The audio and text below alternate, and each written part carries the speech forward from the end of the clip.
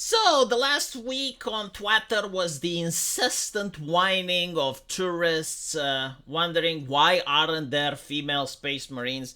And I was pointing out how interesting it is that they don't want men to be part of the Sisters of Battle. The sororitas, no, they shouldn't have men, which again raises the question, why do they want this? I mean, everything, even in fiction, has to be about percentages. We don't have human beings with stories anymore. No, it's percentages on a piece of paper. And it's like, how much cock and pussy is here? It's like, oh, that's not a good story. We need to have more cock. It's like, but why though? Because we need to, okay? This is ideological. It's not about entertainment.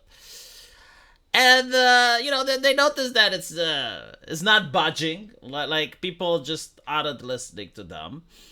And now they're trying something else. They're trying to say, well, actually, space marines are oozing with toxic masculinity. And I was like, well, exactly. Why would you want women then? Right? Like they do this all the fucking time. You have like a show like The Simpsons, right? And The Simpsons initially it was all about caricatures.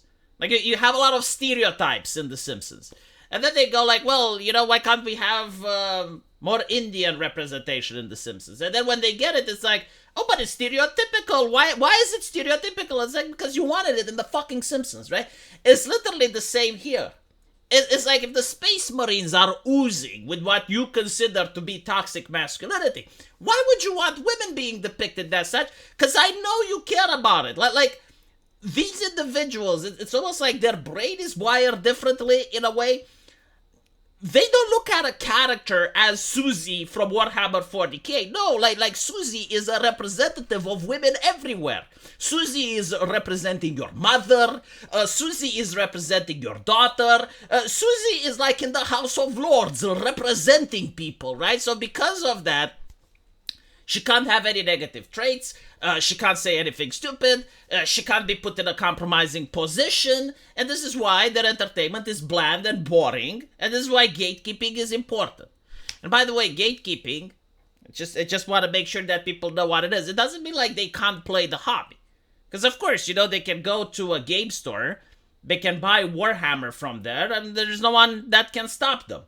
They can go home, they can play with their mother, they can play with their father, like, that's their choice, right?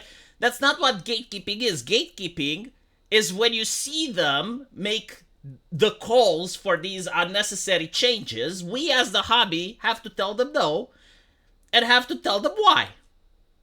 Preferably also laugh while doing it, right? So, that is what gatekeeping is. It's like, I completely reject their changes, I reject their premises. But it's an interesting question, are space marines oozing with toxic masculinity? I mean, I went into the lore, and I have picked a couple of quotes, and then we can, after reading the quotes, we can look at it, and we can decide if they are oozing with toxic masculinity or not. So it says so. Yours will be a life of constant war and hardship with no satisfaction but that of war, and no rest but that of death.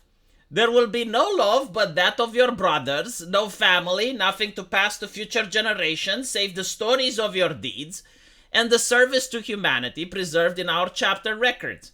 And from those two you shall eventually fade. You will pass from that knowing that your clans, they will not learn in their sons dwell amongst the angels, or have died in an attempt. Life on Baal Secundus is hard. We know this well, but it is life. To become an angel of death is to embrace death. It is to become death. Those of you who are wavering now should turn away and leave. Choose life over death, however short and cruel that life will be, and no one shall judge you poorly. Those who do not, and those who are chosen by my brother and I here, your life shall no longer be your own. Tell me, why have you come? Asked Radazan. Do you wish to fight, to win glory? Do you wish to live forever? No, my lord, no man lives forever, not even an angel. I wish to serve. I want to serve the emperor, and through him I will serve mankind. What of glory and power? He whispered, his voice hissing through the Vox Grail. Surely a fair price for such a thing as one's life. I did not come here for glory or for power. I came to serve, Lewis said calmly. I will have no part of evil. This is peak masculinity. Like, I'm sorry. I completely reject the very concept, the very notion of toxic masculinity. Okay?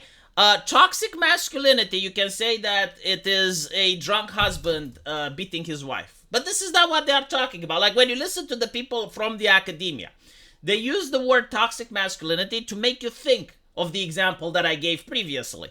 But in reality, they apply it to strong men. They apply it to the masculine mindset. So what is the masculine mindset? Well, the masculine mindset is that you have to become a beast. Like, literally, you have to become powerful. You have to become competitive. But you also need to know how to control the beast. You need to know how to channel your aggression. Like, what is it appropriate and what isn't? So, like, for instance, if you're out with your family, right? You're there with your wife and son, or your wife and your daughter, and a vicious dog appears in front of you. You're not going to talk it to death. You're not going to persuade it to leave it alone. You're not going to try and reach its higher cognitive functions. No, like, you as a man, you have to put yourself between that dog and your family, and you have to do whatever is necessary to protect your family. Like, these are the notions of masculinity. And when I said this, I had people on Twitter going, oh, so you think it's okay for men to be wounded? Yes. Literally, yes. Men should suffer so that their family is safe. Absolutely. You look at what's happening in Ukraine right now. Men are not allowed to leave. Like, if you're over the age of 18, you cannot leave your country. Women, however, can choose to leave Ukraine at any point. This is normal, by the way. Like throughout the history of mankind, in different cultures, throughout different eras, with different tribes, with different people, this was the gold standard. And it still is. Like, all of this ideology that the left pushes, all of their morality and all of that, right? It all goes away the moment shit hits the fan, like it did in Ukraine. So I'm sick and tired of pretending that a middle-aged woman surrounded by cat piss in an American academia has rediscovered how humanity works. And she managed to write some academic paper about toxic masculinity and actually how men should behave. And if you don't listen to her, you get fired. And if you listen to her, you're popular and you get a lot of views on Twitch. Like, I'm sorry, but it's not how it works. Like, I just look at reality. So, even when it comes to fiction, people like immersion. Especially like people who understand how humanity is like and not how the university tries to portray it. And due to that, yeah, like the Space Marines, they represent and they're oozing with what they consider toxic masculinity, which translates to just masculinity. Simple as. Let me know what you guys think, though, and as usual, I will see you in the comment section. Take care.